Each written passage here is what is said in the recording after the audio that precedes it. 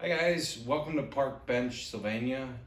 I am joined today with firefighter paramedic Ben Roberts, who's agreed to talk to us a little bit today. Ben, thank you so much for taking the time. We really appreciate it. More than welcome. Thank you. So, can you tell me how long you've been a Sylvania resident? My whole life. Born and raised, never moved within 5 miles of my first house. Really? Yes. Really? Where did you live when you were a kid? I actually lived on Main Street at the bottom of the hill. Okay. There was a group of buildings there together. My neighbor was the house that was moved up to the Historical Society for the Underground Railroad. Cool.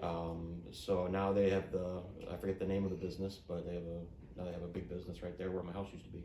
So Yeah. the entrance to that park is in the back there. Okay. So, yep. I think most of us are familiar with the historical, especially if you have kids in Sylvania.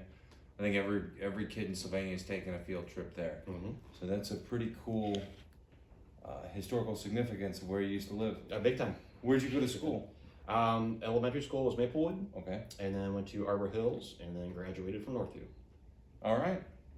And for those of you who would like to know, Ben now lives in the Southview district, actually right down the street from us. Yet open enroll my children to Northview. And why is that? A lot of it is just the ties. My wife and I both graduated from there, so it's more. Really, my mom and my dad were both graduates from Northview, or my grandmother was a graduate from Sylvania High School when that was the only choice. Mm-hmm. Later becoming really Northview, so it's just been in the family line. Okay, so we decided to keep it there. It's a family thing. Yep. Man. Very cool. Yep. Very cool. What's your favorite part about living in Sylvania? The favorite part for me is that regardless of how large we grow as a community, really everybody still seems to have a close-knit small town feel. I think that Sylvania does a fantastic job putting on different events and trying to include not only the members but the people who commute through our community.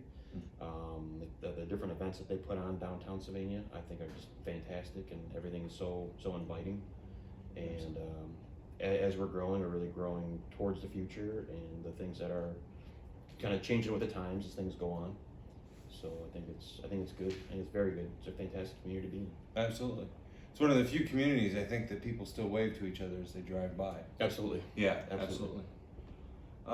So I wanted to ask you real quick about being a firefighter and paramedic. What's the most fulfilling part about your role? I think the most fulfilling part is that you really get to get out in the community. You get to the kids are probably the biggest part that makes us smile the most. Fire Prevention Week in October is always a great time for us because we get to go to the schools and do some show and tells and some education.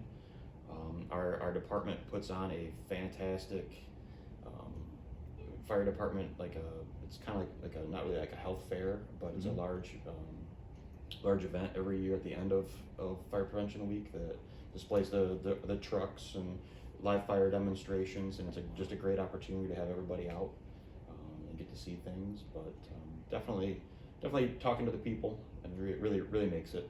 So That's very cool. Mm-hmm. That's very cool. Are there links that we could share? Website information that we could share about Fire Prevention Week and the absolutely. Okay, great. Absolutely. We'll make sure and have those connected to this video here when we publish it. So, what are some of the ways that the community itself can help support the public service community? I think the one that really stands out the most to me isn't so much as I guess it's kind of support. It is something that we are all taught when we start driving, is that if you see us with our emergency lights and sirens on, and this goes for the police officers as well, please get out of the way. Not all of our runs that we have and responses that we go to require lights and sirens.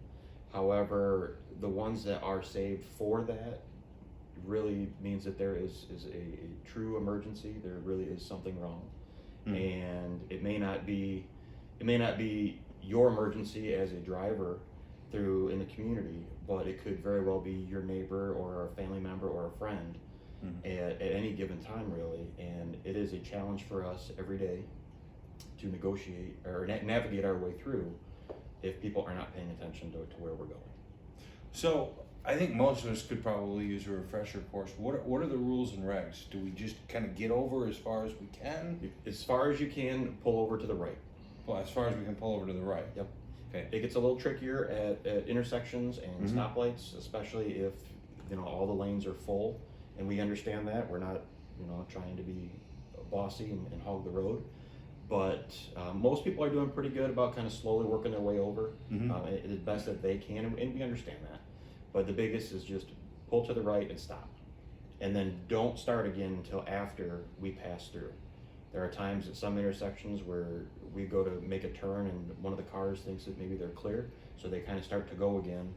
And the last thing we want to do is create another emergency by responding to one. What if a person is already in the left-hand lane and an emergency vehicle is coming over? Is it just easier Just stay where you're at. to get over there? Really, at that point, you can just stay where you are. Mm-hmm. Yep, stay where you are. I mean, if you have space to pull over, that would be nice. If not, it's totally acceptable just to stay where you are. That's And great. We'll work around it. That's great advice. Thank you. Mhm.